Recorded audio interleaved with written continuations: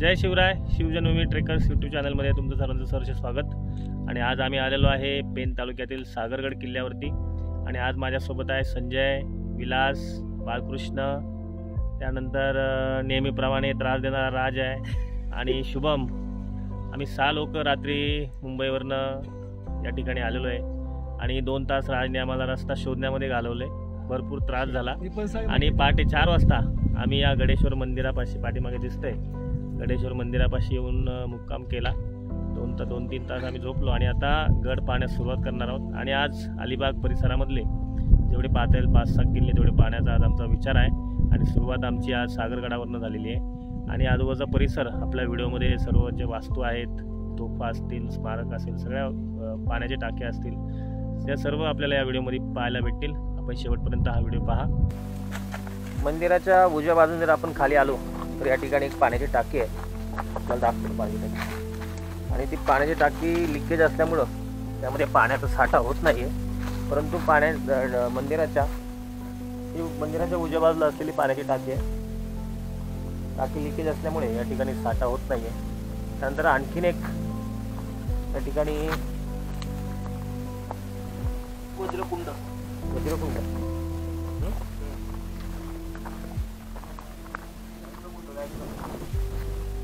व्याघ्रमुखी कुंड या ठिकाणी एक आहे. या ठिकाणी व्याघ्रमुखी कुंड आणि ते टाकी लिकेज असल्यामुळे, हे कुंड लिकेज असल्यामुळे त्यामध्ये पाणी साठा होत नाही आहे. आणि या ठिकाणी एक नंदी आहे. या ठिकाणी एक नंदी देखील आहे. आणि तटबंदीचे बरेचसे अवशेष आपल्याला आजूबाजूला बघायला भेटतील. पन्ना लागणार त्याला व्याघ्रमुख, त्यामुळे याला व्याघ्रमुखी कुंड असं म्हणतात. आणि मंदिराच्या उजव्या बाजूला एक गायमुख कुंड आहे, ते देखील आपण बघणार आहोत. आणि या कुंडापासून दिसणारा हा समोरचा परिसर खोल असं दरी खाली जंगल परिसर आहे मोठा.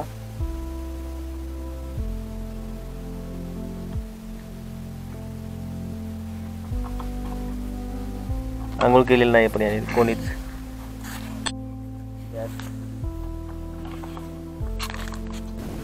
तटबंदी यार सगळे इकडे बघा.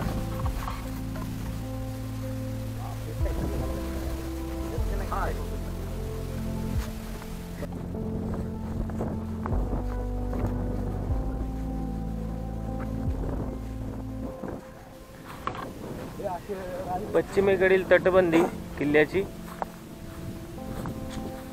दरवाजा काही आहे याला.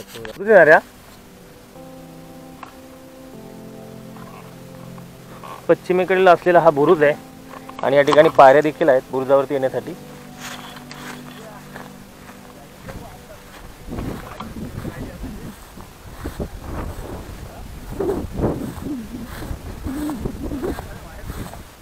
अरे आपला झेंडा हे जर भाले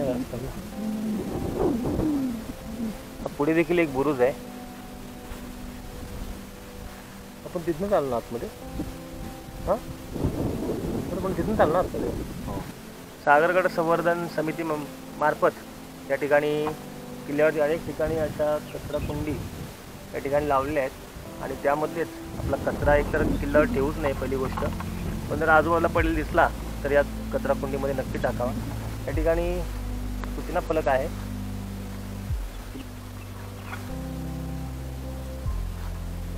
गडेश्वर मंदिराच्या उजव्या बाजूला असलेले हे गोमुख कुंड आहे. आणि या ठिकाणी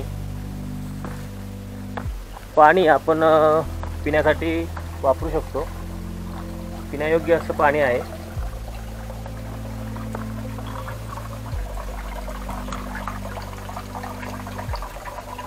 आणि या ठिकाणी या कुंडाची सफाई देखील येथील काही दुर्गत संवर्धन करणाऱ्या संस्थांमार्फत या टाकीची सफाई देखील केली जाते.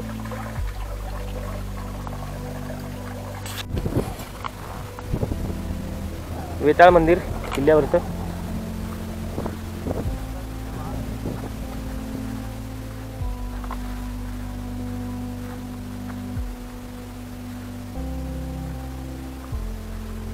विशाल मंदिर आणि या ठिकाणी प्रतिमा देखील आहे. अनेक अवशेष या किल्ल्यावरती आज देखील आपल्याला पाहायला मिळतात. वास्तूचा अवशेष आहे. राजवाडा देखील हा असू शकतो.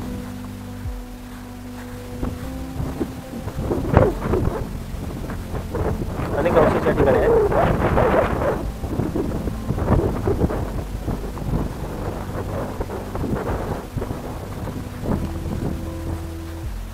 आणि याच्या पाठीमागे असलेला एक छोटं टाक आहे पाण्याचं.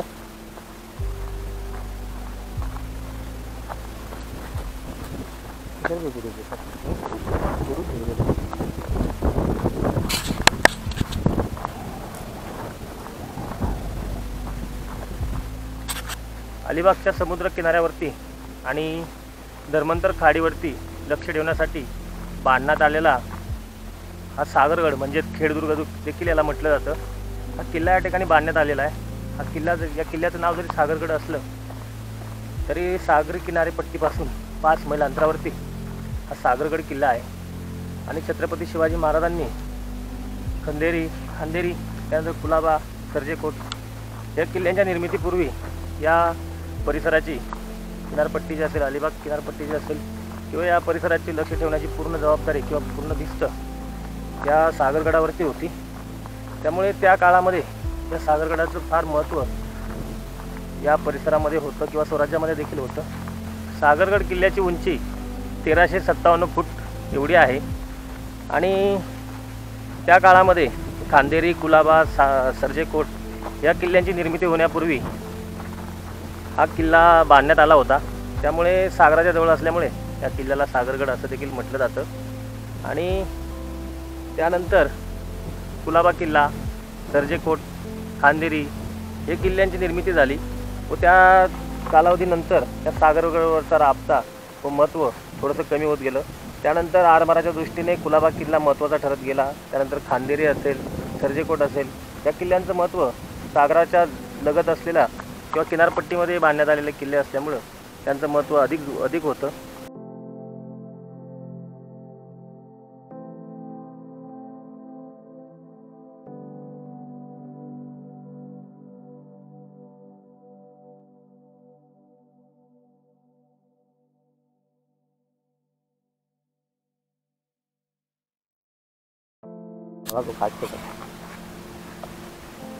किल्ल्यावरील ध्वजस्तंभ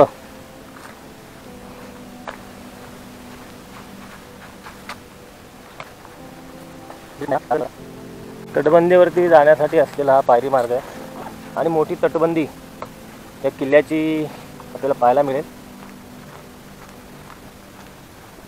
खूप मोठा घेरा असलेला, खूप मोठा विस्तार असलेला सागरगड किल्ला आहे. आणि त्या काळामध्ये या सागरी हालचालींवरती लक्ष ठेवण्यासाठी, व्यापारावरती लक्ष ठेवण्यासाठी या किल्ल्याची महत्त्वाची भूमिका होती. वास्तूचे या ठिकाणी अवशेष आहेत. या ठिकाणी असलेले वास्तूचे अवशेष आहेत.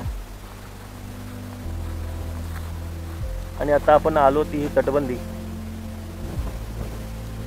मोठा विस्तार असलेला हा सागरगड किल्ला आहे. आणि ऐन मोकेच्या ठिकाणी या किल्ल्याची बांधणी करून हा पूर्ण परिसर किंवा व्यापारी मार्ग असेल धर्मांतर खाडीचा तो पूर्ण सुरक्षित या किल्ल्यामार्फत केला गेला. अशा दूरदृष्टीने बांधण्यात आलेला हा किल्ला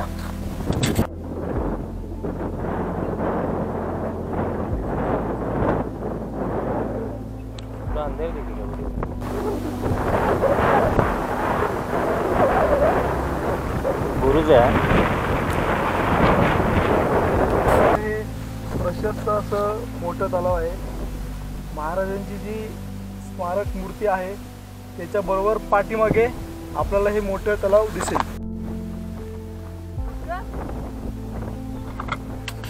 उजव्या हातीला असलेली मोठी अशी तटबंदी आहे, बुरुज आहे. समोरून दिसणारा परिसर डोळ्यात साठवण्यासारखा आहे. त्यानंतर पुढे जर आपण पाहिलं मार्गाच्या उजव्या हाताला बुरुज आहे आणि अनेक वास्तूंचे अवशेष देखील या ठिकाणी आपल्याला पाहायला मिळतील. मोठा विस्तार आणि मोठा पसारा असलेला हा किल्ले सागरगड त्या काळी स्वराज्यामध्ये विशेष महत्त्व असलेला सागरगड म्हणजे खेडदुर्ग. बाले किल्ल्यावरती असलेलं छत्रपती शिवाजी महाराजांचं स्मारक, त्या स्मारकाला पुष्पहार अर्पण करून आपण बाकी किल्ला बघणार आहोत. आणि अर्धा किल्ला जवळपास आपला पाहून झालेला आहे. स्मारकाच्या पाठीमागची बाजू किल्ल्याची आपली पाहून झाली. ध्वजस्तंभापर्यंत आपण तो जो परिसर आहे तो आपला पाहून झालेला आहे. छत्रपती शिवाजी महाराजांचं स्मारक आहे बाले किल्ल्यावरचं, सागरगड किल्ल्यावरती असलेले स्मारक. आणि या ठिकाणी असलेल्या या तोफा आहेत.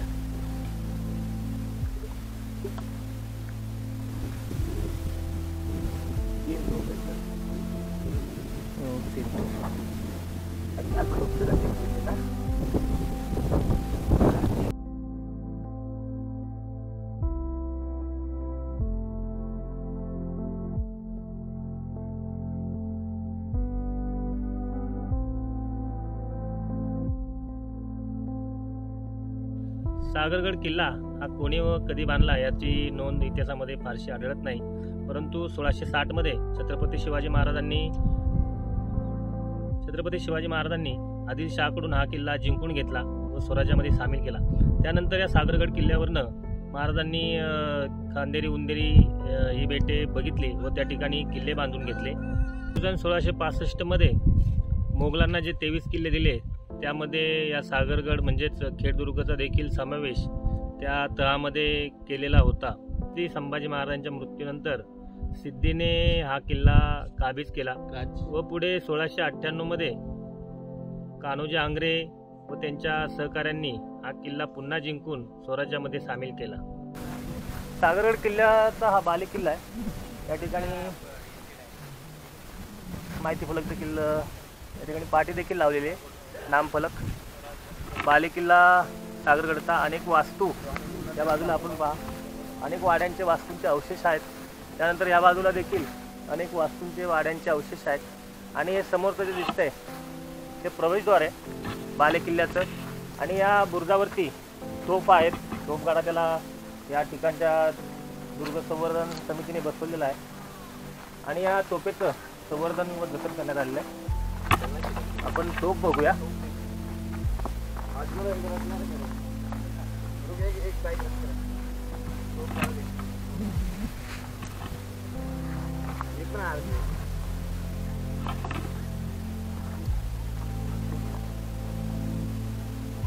बाले किल्ल्याच्या बुरुजावरती असलेली ही तोफ आहे.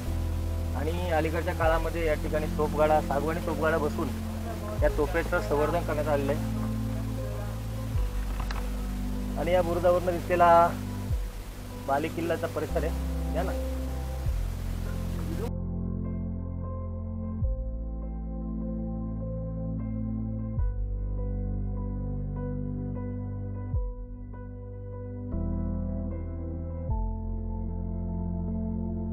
सागरगड किल्ल्यावरील हा चुन्याचा घाणा आहे. अनेक किल्ल्यावरती चुन्याचे घाणे आहेत. माणिकगडवरती आहे, त्यानंतर विसापूर किल्ल्यावरती आहे.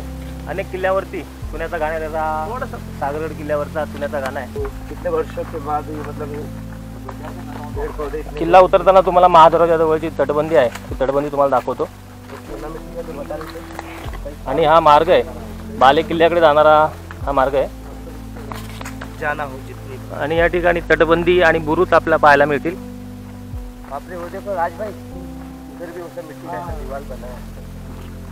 बुरुज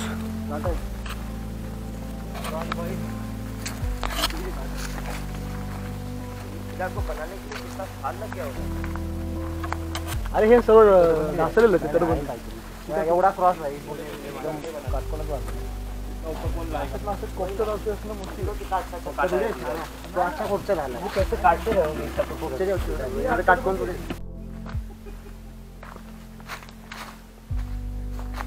आपण महादरवाजाजवळ येऊन पोहोचलेलो आहे. या ठिकाणी दुर्गपूजन केलं जातं दसऱ्याला. त्याच्या फुलमाळा अजूनही या मुख्य प्रवेशद्वारापाशी आहेत. आणि काही भाग या महादरवाजाचा कोसळलेला आहे. दगड या ठिकाणी तुला पाहायला मिळतील, कोसळलेले चिरे. घरी घेऊन पसंत नाही ना काय मला.